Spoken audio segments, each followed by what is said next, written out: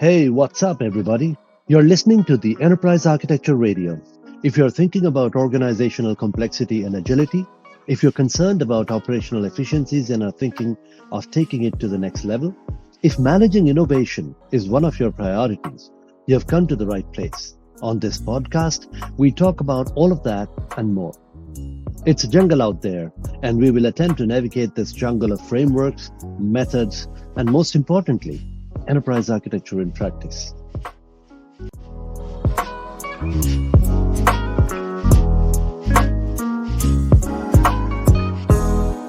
People say enterprise architecture is tough. There's this beautiful movie that I saw called Man on Fire. Denzel Washington plays a personal bodyguard to a small girl who ultimately gets kidnapped and then he saves her and all that. But he also plays the coach for her swimming. And there's this beautiful dialogue that he has where he says, there's no such thing as tough. There's either trained or untrained. What are you? And I absolutely love the quote. And I give a lot of importance to training. Now the thing is, people think that just because they have had a good amount of experience in the industry doing various things, playing various roles, such as a programmer or a technical leader, or a technology architect, or a database architect, or a project manager, or I don't know, team leader, etc., etc. They think that they can do enterprise architecture. And in some cases, they are able to, because some of the leaders in the IT industry have experience in various fields. They have experience in various kinds of industries. They have experience in doing various things. And so to some people, enterprise architecture comes naturally. They have a big picture view of the organization. They are extroverts who essentially talk to business stakeholders to understand their goals and visions, considering they have a good amount of technology and IT experience. They're able to translate everything into technology and infrastructure and IT and sort of come up with a IT landscape that essentially meets the business goals and such. But this is an exception rather than a rule. Most cases, we are a little bit blindsided. We have good amount of experience in, let's say, one area of IT, like programming or technology or infrastructure or what have you, and we sort of specialize and grow in our career, become leaders, and then there comes a time when we need to do organizational design. We need to look at processes and make them more efficient. We need to look at costs. We need to look at exploratory innovation. We need to look at business IT alignment and and and improving the contribution that we make to the business in a significant manner. And we are blindsided because we do not have a all-round experience sometimes. Sometimes we don't have the big picture view that is required to do that, and so on and so forth. Good thing is, we can always get training. Think about it. When you became a programmer, when you started your career, how did you start your career? Well, you got about 15, 16 years of primary and secondary education first, in which you did not just learn programming, but you also learned various things such as, I don't know, physics, chemistry, biology, English, or any other language for that matter, during your primary education. And did it not contribute to you becoming a programmer?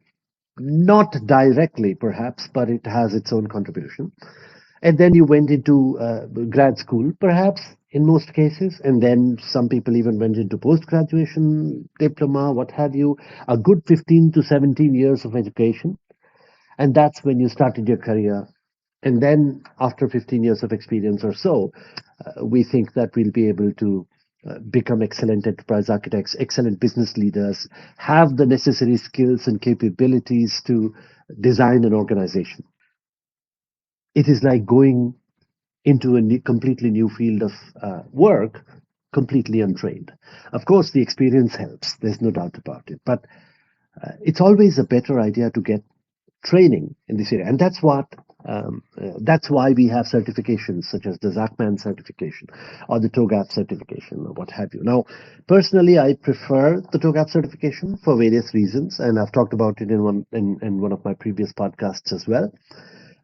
it is an evolving framework and it is better adopted in the industry and one of the most popular ones as well, and has reference materials and reference architectures, and it also has a budding and growing ecosystem of communities and best practices and what have you. And that's why it's one of the best enterprise architecture frameworks out there. But but it really doesn't matter which framework you choose ultimately. What really matters is that you get some formal education in enterprise architecture. Now, whether you are a distinguished leader in the IT industry or in the business, or whether you are just thinking about starting your career into leadership, into management, into enterprise architecture, it's a good idea to get your education early on because there will come a time when you will become, if you are ambitious, IT leaders and business leaders, and there will come a time when you will get an opportunity or you'll get the challenge to design an organization that is efficient and effective. You will get the challenge of looking at processes that are complex and convoluted and simplify them. You'll get an opportunity to use technology to improve turnaround times, to improve business processes, etc., etc. When you do get there, if you have a good formal enterprise architecture education under your belt, it goes a long way, it helps a lot. Studying enterprise architecture, specifically TOGAF, gives you a big picture view of the organization. It changes your perspective entirely, it changes your mindset entirely. Um, and this is a little difficult unless and until you do have a big picture view of the organization. It sort of is difficult to get out of your mindset if you have been growing in your career organically. You're a programmer, you think about your software programs, then you become a technology architect or a technical lead, and you start thinking about your module or your group of programs that you are accountable for. And then you probably take on more accountabilities and more responsibilities. And as you grow, you uh, you look at things inside out. You look at things um, which are specific to your area of expertise. But when you are an enterprise architect, you are not you can't do that. You need to take a look at the bigger picture. You need to look at the business. You need to look at outside in. You need to understand your stakeholders and understand what your business is trying to do and how we are going to be making it efficient overall. And then you need to drill down into smaller segments of your business and then finally into. So the perspective of an enterprise architect is vastly different from an IT leader who's grown organically in his career.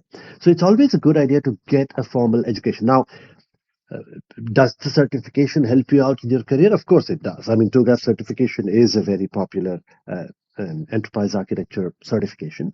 The TOGAF framework is a very convenient and very popular enterprise architecture framework. And there are, and I don't have the numbers handy, but there are thousands and thousands of certifications happening year after year, if you talk about it. So more and more people are getting certified in TOGAF to advance their career. Another benefit of getting a formal training and obviously doing the certification is, I mean, you can study enterprise architecture by yourself. There's so much resources and material available out there on the internet these days that it's not really that difficult to get yourself educated in enterprise architecture. But when you do a formal training and a certification, all the necessary information that you do need to be an accomplished enterprise architect is brought together by the certification program. It's brought together because it's the embodiment of years and years of practicing enterprise architects experience. They understand what are the skills, what is the knowledge that is required to be an accomplished enterprise architect, and they bundle it together and offer it to you as a training program and a certification. So, is enterprise architecture tough? Well, there is no tough. You are either trained or untrained. What are you? That's all I have for you today, folks. I hope you enjoyed the show. More about organizational agility, innovation, and enterprise architecture in the practical world, in the business, right here on the show. But before I end the show, I want you to help me out with this one little thing. Pause the show and share this podcast via WhatsApp or a text message with just one person who might be interested in these topics. It could be anyone, your colleague, your boss, someone in your team. That's all I want. Just one share with one message via text or WhatsApp or what have you. And it would go a long way in supporting us and growing our listener base. Also, please don't forget to follow the podcast. That way, you'll get notified when we publish a new episode. If you want to find out more about us, you can visit us at enterprisearchitectureradio.com. If you have ideas, thoughts, disagreements, please feel free to write to me directly. We also have a Telegram group if you'd like to contribute to the EA discussions or whatever. Just search for Enterprise Architecture Radio on Telegram, or the URL to join the group is https://t.me/Enterprise Architecture Radio. While our contact details are there in the show notes, it's very easy to find us really. Just search for Enterprise Architecture Radio anywhere. Instagram, Twitter, LinkedIn, YouTube, Clubhouse, anywhere. And you'll find a way to get in touch with us. Once again, I hope you had fun, and I'll see you in the next one.